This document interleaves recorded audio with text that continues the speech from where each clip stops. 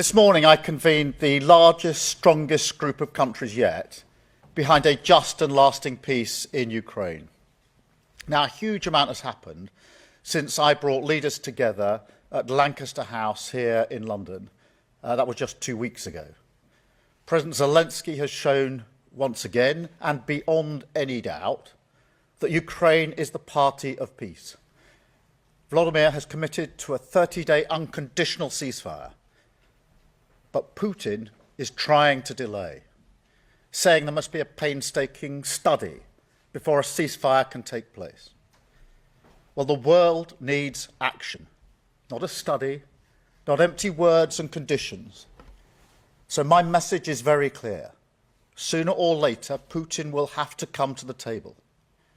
So this is the moment. Let the guns fall silent. Let the barbaric attacks on Ukraine once and for all stop and agree to a ceasefire now. And let's be clear why this is so important. Russia's appetite for conflict and chaos undermines our security back here at home in the United Kingdom.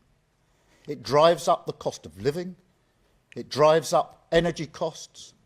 So this matters deeply to the United Kingdom.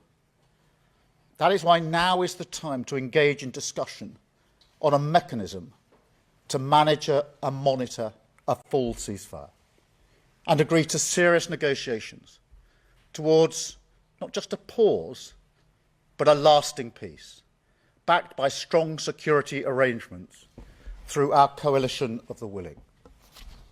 And we won't sit back and wait for Putin to act. Instead, we will keep pushing forward. So the group I convened today is more important than ever. It brings together partners from across Europe, as well as Canada, Australia and New Zealand, with backing from others too, including Japan. We agreed we will keep increasing the pressure on Russia, keep the military aid flowing to Ukraine, and keep tightening the restrictions on Russia's economy to weaken Putin's war machine and bring him to the table. And we agreed to accelerate our practical work to support a potential deal. So we will now move into an operational phase. Our militaries will meet on Thursday this week here in the United Kingdom to put strong and robust plans in place to swing in behind a peace deal and guarantee Ukraine's future security.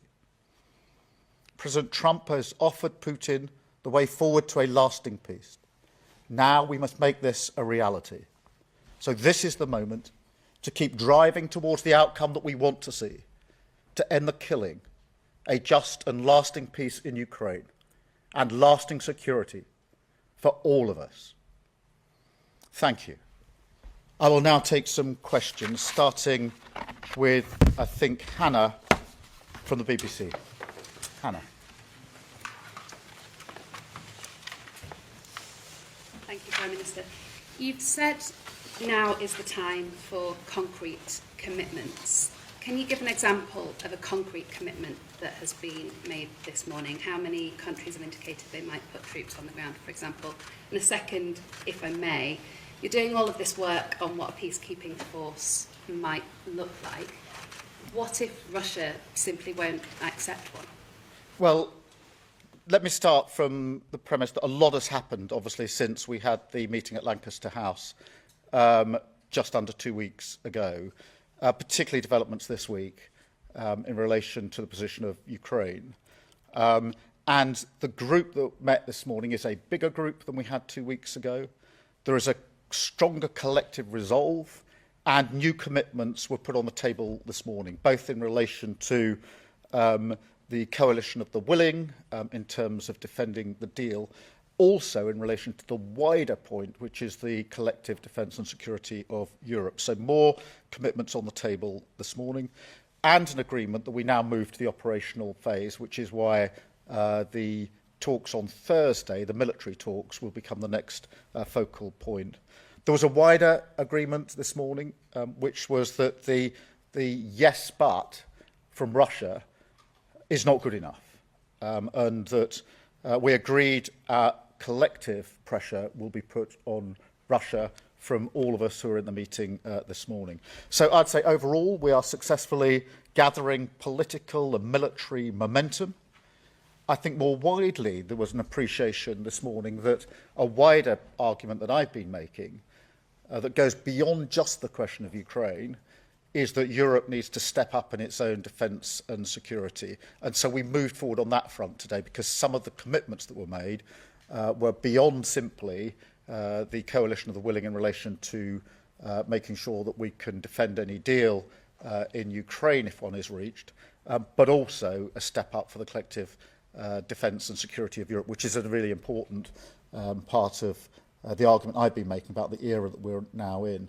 In terms of Russia's position, I think it's really important at this point that we put maximum pressure on Russia.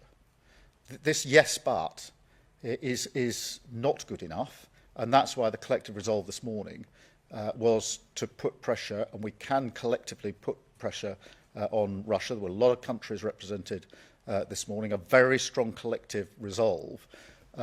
And so I think we've made real progress this morning. And that momentum and that resolve by a number of countries and making sure we continue to be forward-leaning is really important. Thank you very much. I've got Harry from ITV. Thank you, Prime Minister. What you haven't mentioned today is a US security backstop. Have you concluded that Donald Trump isn't prepared to provide a security backstop? And do you think this coalition of the willing can defend Ukraine without the support of the US? And secondly, if I may, you've talked about a full ceasefire agreement. At the moment, President Putin is suggesting he's not willing to agree to a 30-day ceasefire. What hope have you got of getting a long-term lasting peace? Well, look, firstly, the position on the US hasn't changed. I've been clear that it needs to be done in conjunction with the United States. As I think you know, we are talking to the US on a daily basis. My NSA was over there yesterday, I just arrived back this morning. So the position on doing this in conjunction with the United States hasn't changed, and that's why we're having the detailed discussions that we are. On your wider challenge, that Putin is saying yes, but we need to get him to yes and get round the table. And I do believe we can apply collective pressure to that end. 2 weeks ago, I was challenged on whether we'd even get as far as we've got now. We have moved forward, and that is good. We now need to move forward again. And I think that having a collective resolve, which is a demonstration of the sort of momentum that we're building up now, political momentum, which is important to keep many allied countries on the same page, but also the military momentum, which will go into Thursday's meeting now, which is very much an operational planning meeting. Thank you very much. Sam from Sky. Sam Coates, Sky News. Prime Minister, I'm struggling to work out what the coalition of the willing actually does on the ground. As far as I understand it, UK troops couldn't fire at Russian troops. If Russian troops opened fire, we couldn't retaliate, and nor could anybody else, because of what that would provoke. So is it just some kind of slightly more tepid training mission in reality? What's the basis on international law? What's the remit? And why couldn't the UN be involved?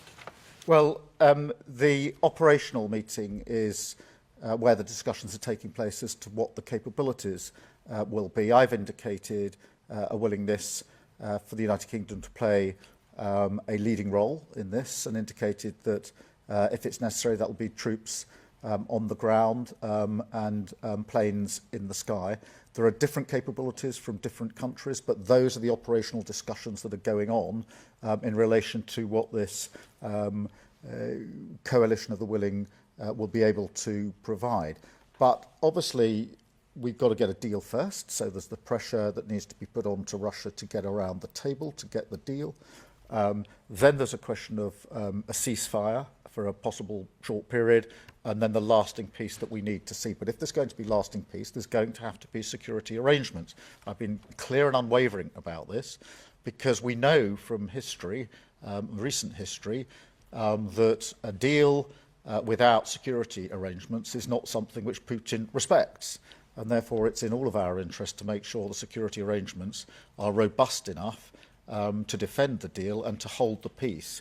Otherwise, we'll repeat the history of recent years where Putin will breach the line again. Thank you. Caroline from the Sun. Caroline from the Sunday Caroline from the Sunday Times. Prime Minister, the Russian leader has said his nation needed guarantees before it would consider the 30-day ceasefire, and later urged Ukrainian troops in the Kursk region to surrender. Given the obvious advantage to Putin of a delay, what are the pressures that you can now use to bring Russia to the table? You've talked in your statement about sanctions. Are you now willing to seize those frozen Russian assets?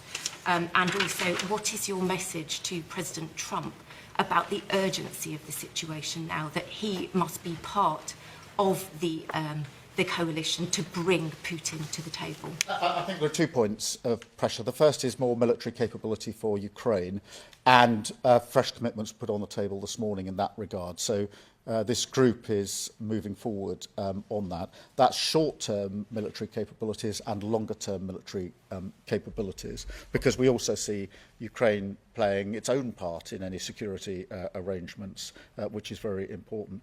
In terms of the sanctions, yes, we want to tighten the sanctions still further, and we discussed this morning how much further we can go, including the question of frozen assets. That is a complicated question, as I think everybody appreciates.